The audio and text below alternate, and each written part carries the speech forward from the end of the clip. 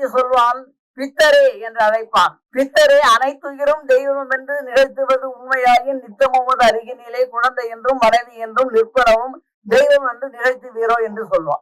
ஏன் பாரதி மாயாவாதத்தை எதிர்த்தான்? அதற்கு முக்கியமான காரணம், அவன் சுதந்திர போராட்ட வீரன். சுதந்திர போராட்டத்தை வீரன் அந்த எதிர்ப்பை உண்மை என்று நம்பியவன். வெள்ளைக்காரனும் கடவுள்தான் என்று ஏற்றுக்கொண்டால் வெள்ளைக்காரனை எதிர்த்து ஏன் போராட வேண்டும்? முதலாளியும் கடவுள்தான், அது பரமாத்மா அல்லது ஜீவாத்மா என்று வைத்துக் கொண்டால் இந்த முதலாளி எதிர்த்து எதற்காக தொழிலாளி போராட வேண்டும்? ஆகவே பரமாத்மாவும் ஜீவாத்மாவும் ஒன்று என்று சொல்லுவதை பாரதி ஏற்கவில்லை. அதனாலேதான் இந்திய சுதந்திர போராட்டத்தின் மீது அவருக்கு இருந்த நம்பிக்கையின் காரணமாக ஆதிசங்கரர் சொன்னதை எல்லாம் பொய் என்று சொன்னார். நித்தம் உமது அருகினிலே நிற்கின்ற மனைவி குழந்தை இதெல்லாம் உண்மை என்று சொன்னார்.